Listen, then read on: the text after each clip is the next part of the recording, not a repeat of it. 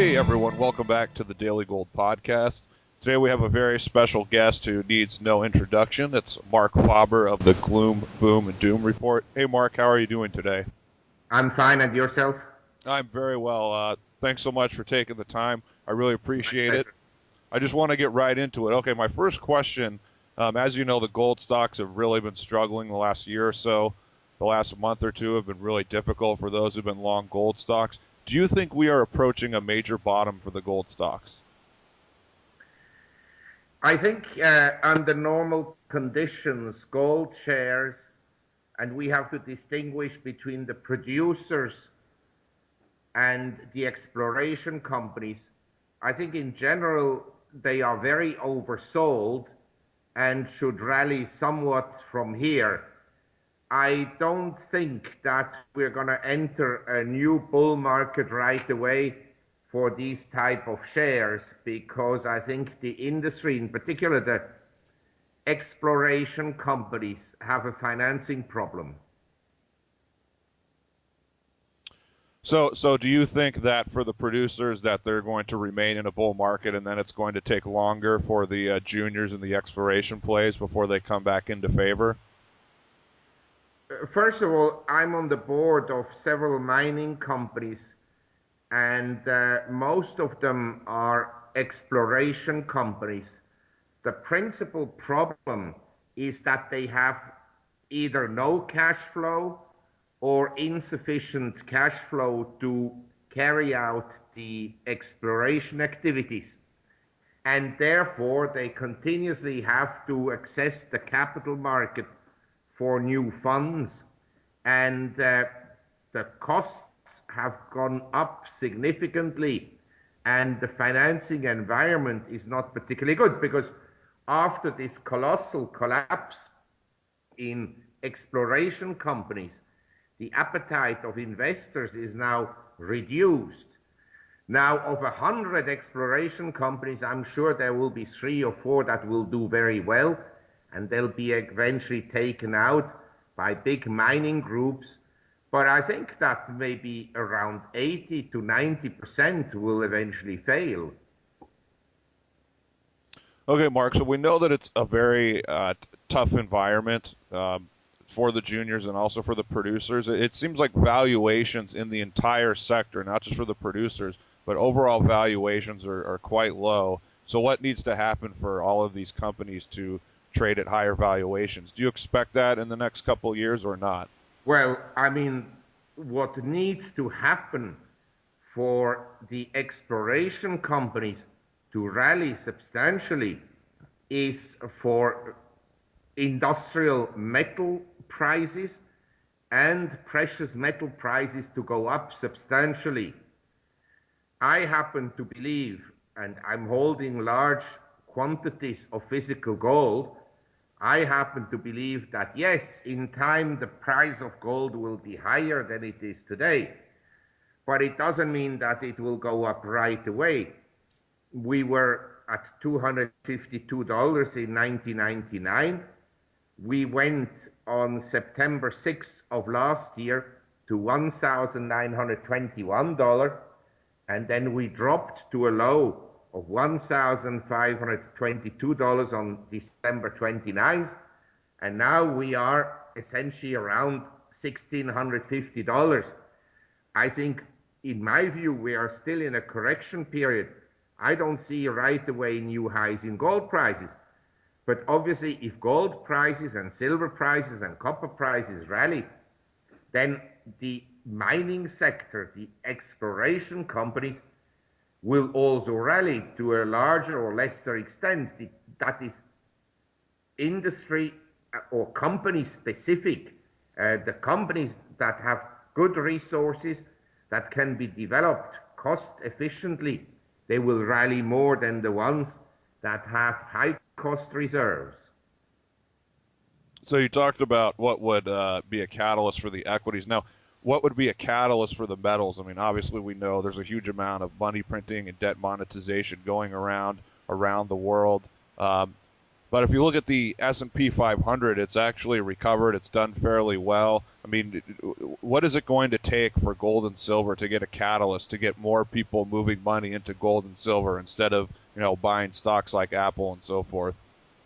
Yes, but I mean the S&P has grossly underperformed the price of silver and gold since 2000, and even from the March lows, the price of March 2009 lows, the price of gold is up more than the S&P. So I would argue the S&P has performed well. Yes, it's doubled. In my opinion, it is rather vulnerable at the present time, and maybe we've just seen a peak on the S&P at 1422. That may be a longer term peak. I think the price of gold is still in a correction phase. Doesn't mean that it will collapse, but it could still go down somewhat. But in the long run, I'm a believer that whatever happens in the world, they're going to print and print money, and that this will eventually result in higher gold and silver prices. Now, just getting back to the S&P 500, I mean, I agree with you, and I think most people agree with you that they are going to print lots of money. What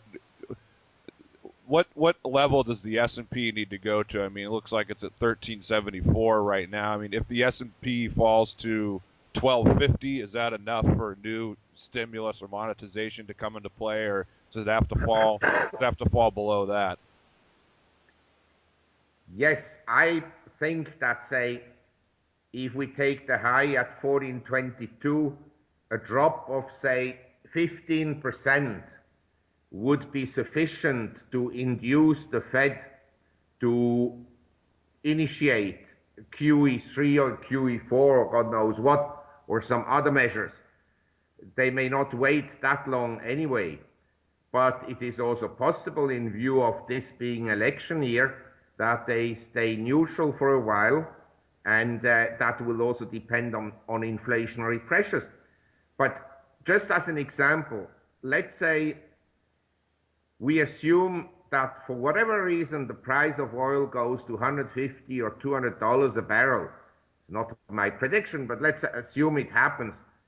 Do you think the Fed will tighten or ease? In my view, they will ease, because they will argue this high oil price hurts the US consumer, and now we have to inject more liquidity into the system to offset the high oil prices. So I think that regardless, they're going to print.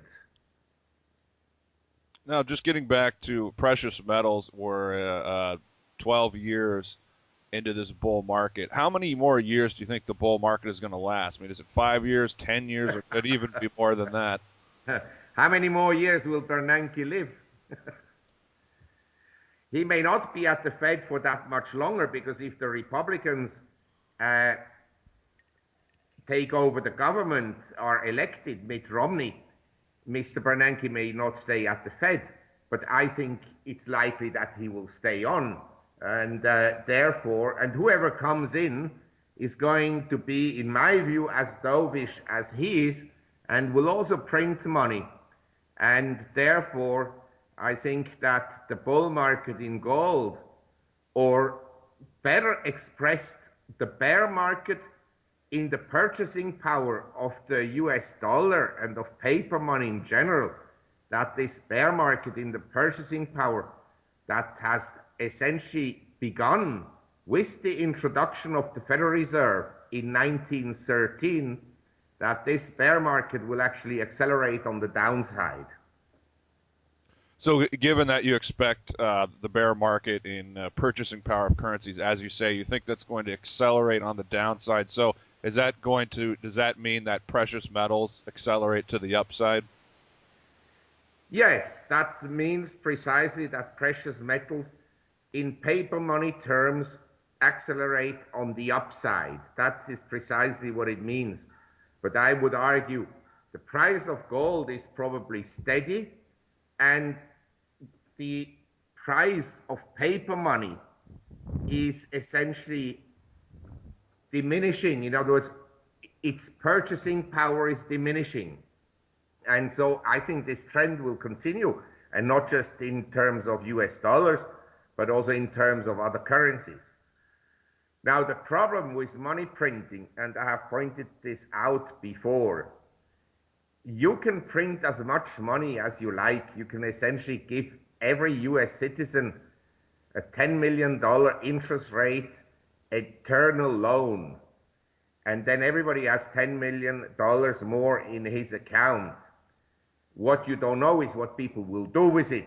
And so at times people will buy real estate, and at times they'll buy the stupid NASDAQ, and at times they buy Apple. But in general, in the long run, some of that liquidity will find its way into an anchor of stability, into a medium of exchange, into a currency you cannot print, and this is gold and silver. So you're saying that you believe there's a very good chance that in the future that we could see um, precious metals become the single area where the crowd runs to at some point. At some point, I suppose this could easily happen, because I lived through the 70s, and in the 70s, every Tom, Dick, and Harry everywhere in the world was gambling on London gold 24 hours a day.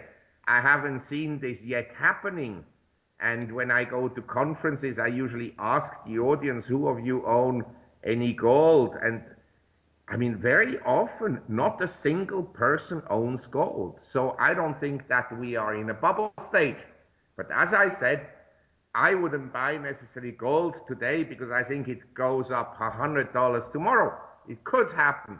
But I buy gold as an insurance against incompetent central bankers led by the Federal Reserve in the US and incompetent and untrustworthy governments. That is my insurance. Okay, Mark, as we close here, is there anything else that you want to add for our listeners? No, I wish you all a nice week and a nice weekend.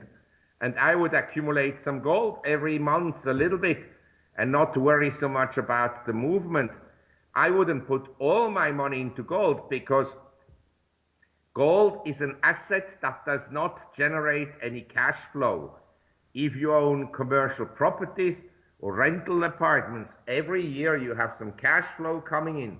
If you have fixed interest securities, every month some cash flow comes in. And so gold is in one sense relatively risky. If it goes down, you don't have any cash flow to add to your positions. Where I say, if I have a portfolio of securities that have a 5 to 7% yield, every year I have this cash flow with which I can do something different. Okay, Mark. Well, thanks so much for taking the time today. It's a My pleasure. real pleasure for us, and we wish you a nice weekend also.